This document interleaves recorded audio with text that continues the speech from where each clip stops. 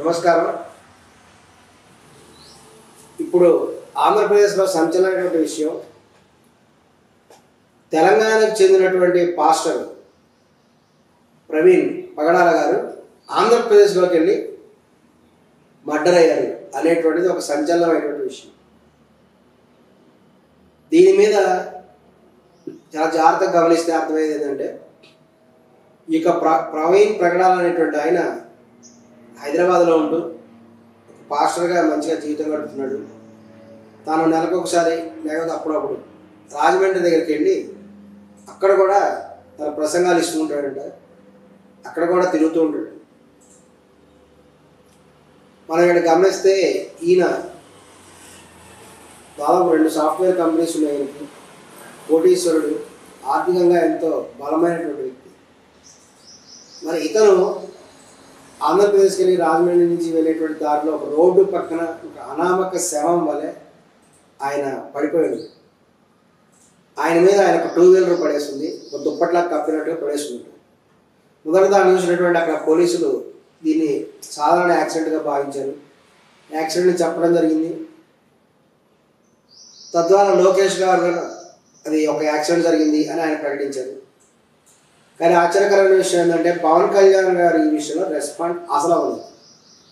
ఇది గమనించాల్సినటువంటి విషయం. తర్వాత అక్కడికి ఈ యొక్క ప్రవీణ్ పగడాల వారి మృతదేహం అనే సంగతి తెలియగానే కొన్ని లక్షలాది మంది కూడా క్రైస్తవులు అక్కడికి వచ్చారు. వాళ్ళందరూ చూడగానే ఈయనని ఒక పద్ధతి ప్రకారం చంపినట్టుగా కూడా చాలా స్పష్టంగా కనబడుతుంది. అదేవిధంగానంటే, నిజంగా కూడా యాక్సిడెంట్ అయి ఉంటే హైవే మీద, అందులో ఆయన బుల్లెట్ బండి మీద వెళ్తున్నారు. యాక్సిడెంట్ అయితే జరిగేటువంటి కొన్ని రకాలైన గాయాలు కూడా ఆయన ఒంటి మీద ఎక్కడే లేవు. ఆయన ఎంతో పద్ధతిగా చంపారు అని అర్థమవుతుంది. అది ఎలాగంటే, నువ్వు ఈ విధంగా ఆలోచిస్తున్నావు కాబట్టి నీ మెదడు ఉండకూడదు అని తల మీద కొట్టి మెదడు మీద గాయం చేశారు తలకి. ఈ విధంగా మాట్లాడేవా అని నోటు మీద కొట్టి నోటు మీద గాయం చేశారు. నిదానం చీల్చేశారు ఆయనకి. మరియు ఇటువంటి మనిషిగా నువ్వు అని చెప్పేసి ఆయన గుండెల మీద కూడా, ఆయన చొక్కా మీద కాలుతో కొట్టినటువంటి ముద్రలు ఉన్నాయి. ఆ యొక్క షూస్ ముద్రలు, లేకపోతే చెప్పులకి ముద్రలు స్పష్టంగా ఆయన చొక్కా మీద ఉన్నాయి. అతని శరీరాన్ని కూడా ఆ విధంగా కూడా కాలుతో కొట్టడం జరిగింది. మరి ఇవన్నీ కూడా స్పష్టంగా సాక్ష్యాలు కనిపిస్తున్నాయి. వీటిని గమనించినటువంటి అక్కడ స్థానిక నాయకులు, ఇంకా అనేక మంది క్రైస్తవులందరూ కూడా ఉద్యమం చేశారు.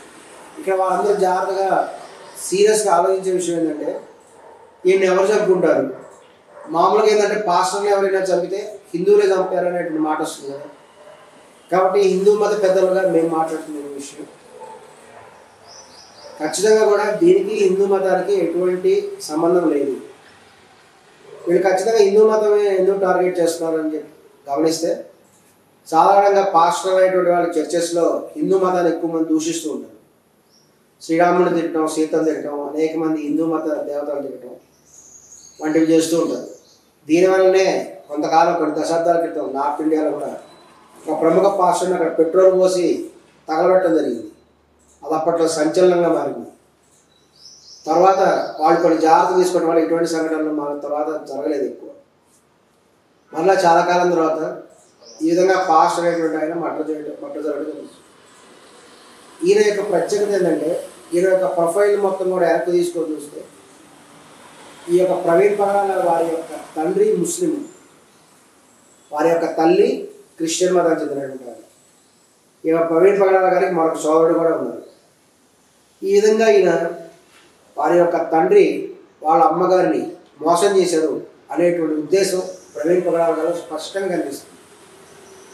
ఆయన ఆ ఉద్దేశంతో తన చిన్నప్పటి నుంచి కూడా పూర్తిగా కూడా ఏదైతే క్రిస్టియన్ మతంలో ఉన్నాడు. ఆయన చిన్నతనంలో అప్పుడప్పుడు మసీదుకి వెళ్ళాను, నేను తర్వాత ఇంక వెళ్ళలేదు అని ఆయన తన ఇంటర్వ్యూలో చెప్పడం జరిగింది. తీవ్రమైనటువంటి రౌడీలా ఉండేవాడు చిన్నప్పుడు. అందరినీ కొట్టడం, ఈ విధమైన కోపంతో ఎక్కువ ఉండేవాడు. ఒకసారి తన అన్నని ఎవరో కొట్టారనే ఉద్దేశంతో వాళ్ళ దగ్గరికి వెళ్ళి తీవ్రంగా అటాక్ చేశారు. ఆ దెబ్బకి అతను పడిపోతే ఇక చనిపోయాడు అనుకొని ఆ పొదల్లో పడేసి వెళ్ళిపోయాడు. కానీ ప్రవీణ్ పగడాల గారు అదృష్టవశాత్తు ఇతను కొట్టిన వ్యక్తి చనిపోలేదు, బతికే ఉండటం వల్ల అదొక కేసు అయితే ఈ ప్రవీణ్ పగడాల గారి బంధువులు అనేటువంటి ఒక పోలీసు వారు ఇన్నాళ్ళై మధ్యవర్తితో కేసు మీద రాకుండా చేశారు. ఈయన ఇక్కడి నుంచి కూడా పంపించేసి ఒక సాంఘిక సంక్షేమ హాస్టల్ పంపడం జరిగింది. ఆ విధంగా పెరిగినటువంటి ఆయన తర్వాత కాలంలో ఇండోర్కి వెళ్ళి అక్కడ అంతర్జాతీయ MBA డిగ్రీ చేశారు. అక్కడికి వెళ్ళి అక్కడ ఒక పాస్టర్ ఉంటే ఆయన దగ్గర ఉండి ఆయన కూతుర్ని లవ్ చేసి ఆమె పెళ్లి చేసుకుని అక్కడే సెటిల్ అయిపోయారు. తర్వాత కాలంలో మళ్ళీ హైదరాబాద్ ఆడుతుంది. ఈయన ఏంటంటే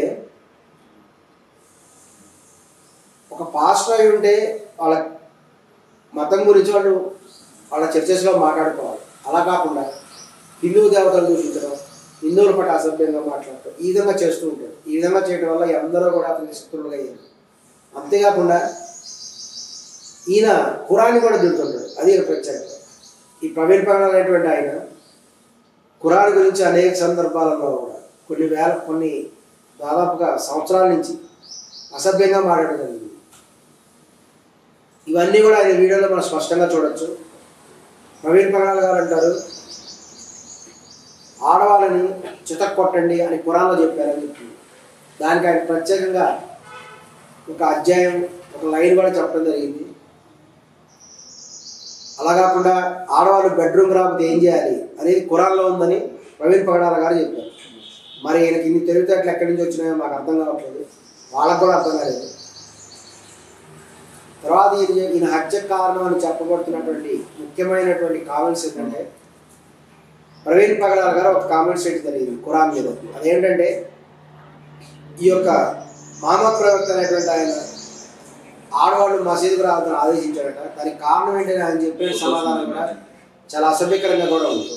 అదేంటంటే, ఆడవాళ్ళందరూ కూడా మసీదుకి వచ్చి ప్రార్థనలు కూడా చేస్తే, ఈ యొక్క ముస్లిం ప్రార్థనలు అంటే నమాజ్ అనేది అందరూ కూడా ఒంగోని చేస్తారు కాబట్టి మగవాళ్ళతో పాటు ఆడవాళ్ళు కూడా ఇట్లా ఒంగోని నమాజ్ చేసినప్పుడు వాళ్ళని చూసినటువంటి మగవాళ్ళకి కామోద్రేకం కలుగుతుందని, కామకోరికలు కలుగుతున్నాయని ఆ ముస్లిమ్స్ కొంతమంది వెళ్ళేసేసి మహమ్మద్ ప్రవక్త చెప్పారు.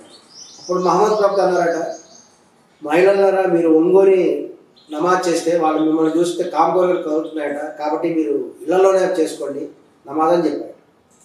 ఇటువంటి వ్యాఖ్యానాలు చేసినటువంటి ప్రవీణ్ పగడాల మీద ఎందరో ముస్లింలు కూడా తీవ్రమైన ఆగ్రహం కూడా వ్యక్తం చేసింది. వాళ్ళందరూ కూడా ఆయనకు ఫోన్ చేసి చాలా భయంకరంగా బూతులు దూషించడం జరిగింది. ఇవన్నీ కూడా యూట్యూబ్లో వీడియోస్ కూడా అవైలబుల్ ఉంది. ఎవరైనా సరే యూట్యూబ్లో ఓపెన్ చేసి ఇవన్నీ చూసుకోవచ్చు. తర్వాత నెల్లూరు చెప్తున్నటువంటి సమీ అనేటువంటి ఒక వ్యక్తి కూడా తప్పనిసరిగా క్షమాపణ చెప్పాలి, చెప్పకపోతే నేను నాలుగు కోసేస్తాం, తలను మేము చేస్తాం అని బహిరంగంగా కూడా ప్రవీణ్ పగడాల గారికి వార్నింగ్ ఇవ్వడం జరిగింది. ఈ యొక్క ముస్లిం వాళ్ళ వార్నింగ్లకి భయపడినట్టుగా ఈయన భావించి నటించి నేను సారీ చెప్తున్నాను నన్ను క్షమించండి అని చెప్పేసి ఈయన ఫేస్బుక్లో కూడా క్షమాపణ చెప్తున్నట్టుగా వెటకారంగా కూడా పెట్టడం జరిగింది. కానీ ఇతను చేసినటువంటి ఈ యొక్క ఖురాన్ మీద ఉన్నటువంటి తీవ్రమైనటువంటి కామెంట్స్, ఖురాన్ గురించి చాలా తప్పుగా మాట్లాడటం, మహిళల్ని చితకొట్టమని ఖురాన్లో ఉందని చెప్పడం, మహిళల పట్ల అసభ్యంగా ఖురాన్లో ఉందని మాట్లాడటం, మహమ్మద్ ప్రవక్త గురించి తప్పుగా మాట్లాడటం, ఇటువంటివన్నీ గమనించినటువంటి ముస్లిం మత పెద్దలు కూడా ఆయన మీద ఎంతో ఆగ్రహం వ్యక్తం చేశారు. దాదాపు 4 రోజుల క్రితం కూడా ఆయన స్పష్టంగా చెప్పారు, తన మీద ఒక ఫత్వా జారీ అయింది అని చెప్పి ఆయన ప్రకటించడం జరిగింది. త్వరలో చనిపోబోతున్నాను అని ప్రవీణ్ పగడాల గారు చెప్పడం జరిగింది. ఈ సందర్భంగా ఆయన చెప్పే ముఖ్యమైన విషయం ఏంటంటే, పాపం ఆయనకి తోటి పాస్టర్లు ఎవరు కూడా సపోర్ట్ రాలేదు. ఇది ఆయన చాలా బాధపడుతూ చెప్పారు. ఐక్యత లేదు, ఎవరు సపోర్ట్ చేయట్లేదు అని బాధపడుతూ బహిరంగంగా చెప్పడం జరిగింది. చివరికి తనను చంపేస్తే అన్న ఐక్యత వస్తుందేమో అని ఆయన తన పిఏ చెప్పారు. ఇటువంటి పరిస్థితుల్లో ఉన్నప్పుడు వాళ్ళ కుటుంబ సభ్యులు కూడా ఆయన తీవ్రంగా వ్యతిరేకించారు. ఎందుకంటే చక్కగా మన భారతదేశంలో ఉన్నటువంటి లౌకిక రాజ్యంలో మత స్వేచ్ఛ ఉంది. ఎవరికి నచ్చిన మతాన్ని వాళ్ళు స్వీకరించవచ్చు, ప్రచారం చేసుకోవచ్చు, ఎవరి పూజలు చేసుకోవచ్చు. అంతేగాని తోటి మతముని దూషించడం, ఇతర మతాల దేవుళ్ళని దూషించడం, ఇతర మతాల ప్రవక్తలు దూషించడం, ఇతర మతాల పవిత్ర గ్రంథాలను దూషించడం అనేది లౌకిక రాజ్యంలో బాగా కాదని గుర్తుపెట్టుకోవాలి. It's a offence. అది ఖచ్చితంగా చట్టబద్ధమైనటువంటి నేరం అనే విషయం కూడా అందరూ తెలుసుకోవాలి. ఈ విధంగా పాస్టర్లు మొన్న చెప్పారు, వాళ్ళొక సమావేశం పెట్టుకొని చెప్తున్నారట, వాళ్ళొక ప్రొటెక్షన్ ఫోర్స్ ఏర్పాటు చేసుకున్నారు. మీరు ప్రొటెక్షన్ ఫోర్స్ ఏర్పాటు చేసుకోవడం కాదు, మీరు ఎంత తప్పుగా ప్రచారం చేసినప్పటికీ కూడా భారతదేశంలో క్రిస్టియన్స్కి రక్షణ లేదని మీరు చెప్పేటువంటి ప్రచారం అబద్ధం. దీన్ని తీవ్రంగా ఖండిస్తున్నాం. మేము ఎవరి మీద అటాక్ చేయడం దానికి కారణం వారు తోటి మతస్థుల మీద తప్పుగా మాట్లాడటం, అసభ్యంగా మాట్లాడటం వల్ల, మీ దుష్ప్రవర్తన వల్లే ఈ యొక్క క్రిస్టియన్స్ అని చెప్పబడే వాళ్ళ మీద దాడి జరుగుతున్నాయి తప్ప నిజంగా పూజ చేసుకునే వాళ్ళు ఎవరి మీద కూడా దాడి జరగట్లేదు. ఇది వాస్తవం. కాబట్టి మీరు మీ యొక్క కమిటీలో మీరు అంతర్గతంగా చర్చించుకొని కొన్ని మోరల్ వాల్యూస్ ఫాలో అవ్వాలి అని చెప్పి కూడా ఈ యొక్క పాస్టర్ల కమిటీకి మేము విజ్ఞప్తి చేస్తున్నాం. మీరు తప్పనిసరిగా కూడా మీ యొక్క మీటింగ్లో మాట్లాడుకోండి, మీరు నిర్ణయం తీసుకోండి. ఇక్కడి నుంచి కూడా ఎప్పుడు కూడా ఇతర మతస్థులను దూషించొద్దు, శ్రీరాముడి పట్ల తప్పుగా మాడదు, శ్రీకృష్ణుడి పట్ల అసలు మీకు అనవసరం పూర్తిగా కూడా. కేవలం మీ చర్చెస్లో మీ యేసుప్రభు గురించి ప్రార్థన చేసుకోండి, మీ మేరీమాత గురించి ప్రార్థన చేసుకోండి, చక్కగా ఉపవాస ప్రార్థన చేసుకోండి. మేము అందరం కూడా మీకు సపోర్ట్ కూడా చేస్తాం, తోటి మతాన్ని గౌరవిస్తాం. అలా కాకుండా ప్రతి చర్చిలో కూడా రాముని తిట్టడం, సీతను తిట్టడం, భగవద్గీతను అవమానంగా మాట్లాడటం, ఇది చాలా చర్చెస్లో కూడా ఒక ఖచ్చితమైన విధానంగా ఉంది. మేము గమనించడం జరిగింది. ఇదే ఏ దేవాలయంలో కూడా జీసస్ క్రీస్తు తిట్టడం అనే విషయం మీరు గమనించాలి. ఏ దేవాలయంలో కూడా, అది శివుని ఆలయమైనా విష్ణు ఆలయమైనా ఎవరి అమ్మవారి ఆలయం ఎక్కడైనా సరే, వాళ్ళు చక్కగా గుళ్ళకి వెళ్ళి వాళ్ళ దేవతల పూజలు దేవుళ్ళ పూజలు వాళ్ళు చేసుకుంటారు తప్ప వేరే మతం అని బైబిల్ తిట్టడం ఇటువంటి పనులు అసలు ఎక్కడ చేయరు. అసలు ఆ పేరు కూడా ఎవరు ఎత్తారు, బైబిల్ పేరు ఎవరు కూడా దేవాలయంలో ఒక్కరు కూడా ఎత్తారు. ఇది వాస్తవం. కేవలం వాళ్ళ పూజలు మాత్రం వాళ్ళు చేసుకుంటారు. నిజమైన లౌకిక రాజ్యం అనేది హిందువులు మాత్రమే నిరూపిస్తున్నారు. ఇంకా కొన్ని మసీదుల్లో అయినా సరే ప్రసంగాలు ఉంటాయి, కానీ హిందూ మతంలో కూడా ఇటువంటి విద్యుత్ ప్రసంగాలు కూడా ఇతర మతాల గురించి కూడా ఎక్కడా లేదు. ఇప్పటికైనా మీ పాస్టర్లకు తెలియజేస్తున్నాం, మీరు తప్పనిసరిగా మీ ఒక చర్చెస్లో కేవలం మీ దేవుడి ప్రార్థన మాత్రమే చేసుకోవాలి, మీ ఉపవాసాలు మీరు చేసుకోవాలి అని కూడా స్పష్టంగా తెలియజేస్తున్నాం. ఇతర మతం పట్ల తప్పుగా మాట్లాడితే ఖచ్చితంగా మేము మీ పట్ల యాక్షన్ తీసుకోవడం జరుగుతుంది. వీలైతే హిందువులు కూడా ప్రొటెక్షన్ ఫోర్స్ ఏర్పాటు చేసుకోగలరు చట్టబద్ధంగానే. మేము కూడా అంతర్జాతీయ స్థాయిలో మీరు భారతదేశానికి చెడ్డ పేరు తెస్తున్నారు. మా బాధని భారతదేశం వంటి గొప్ప దేశంలో, లౌకిక దేశంలో క్రిస్టియన్ మతం మీద దాడి జరుగుతున్నాయని కేఏపార్ లాంటి వారు తప్పుడు ప్రచారం చేయడానికి తీవ్రంగా ఖండిస్తున్నాం. భారతదేశంలో ఎక్కడా కూడా సరైన క్రిస్టియన్స్ మీద ఎక్కడా దాడి జరగట్లేదు, వాళ్ళని గౌరవిస్తున్నారు అనేది వాస్తవం. తప్పుడు మాటలు మాట్లాడే వాళ్ళ మీద మాత్రమే ఎవరో కొంతమంది అతివాదులు కూడా దాడి చేసే అవకాశం ఉంది. మిమ్మల్ని తిడితే మీరు ఊరుకుంటారా? మిమ్మల్ని తిడితేనే మీకు కోపం వస్తుంది. అటువంటిప్పుడు పవిత్రమైనటువంటి ఈ యొక్క దేవతల పట్ల, దేవుళ్ళ పట్ల మీరు దూషణలు చేస్తే ఖచ్చితంగా అటువంటి రియాక్షన్ ఉంటుంది. భారతదేశ చరిత్రలో చూస్తే అనేక పండగలు కూడా ఇట్లా వచ్చినాయి. దుర్మార్గులు ఎవరైతే ఉంటారో దుర్మార్గులు అనేది చివరికి దుర్మరణం తప్పదు. ఇది వాస్తవం. కాబట్టి మీరు ఇప్పటికైనా మారాలి. చక్కగా కూడా మీ ప్రార్థనలు మీరు చేసుకోండి. భారతదేశానికి మంచి పేరు తీసుకురావడానికి క్రిస్టియన్లు ప్రయత్నం చేయాలి అని కూడా ఈ విధంగా హిందువుల తరఫున బహిరంగంగా మీకు విజ్ఞప్తి చేస్తున్నాం. మీరు ఈ విధంగా అంతర్జాతీయ స్థాయిలో భారతదేశంలో క్రిస్టియన్ మీద దాడి జరుగుతున్నాయని ప్రచారం చేసి భారతదేశానికి చెడ్డ పేరు తీసుకొస్తే మేము కూడా అంతర్జాతీయ స్థాయిలో ఉండేటువంటి ఈ యొక్క క్రైస్తవ సంస్థలకి కూడా, మరియు వీలైతే పోపు గారికి కూడా మేము కాంటాక్ట్ చేస్తాము, మీ మీద కంప్లైంట్ చేస్తాము. భారతదేశంలో చర్చెస్లో ఇతర మతాల మీద అబ్యూజ్మెంట్ ఉంది, ఇతర దేవతల పట్ల అసభ్యంగా మిస్బిహేవ్ చేస్తున్నారు, తప్పుగా మాట్లాడుతున్నారు అని చెప్పి మీ మీద పోపులకు కూడా మేము కంప్లైంట్ చేయడానికి కూడా వెనకాడము. ఖచ్చితంగా మీ మీద కూడా మేము తప్పనిసరిగా యాక్షన్ తీసుకుంటాం. కాబట్టి ఇది గుర్తుపెట్టుకోవాలి.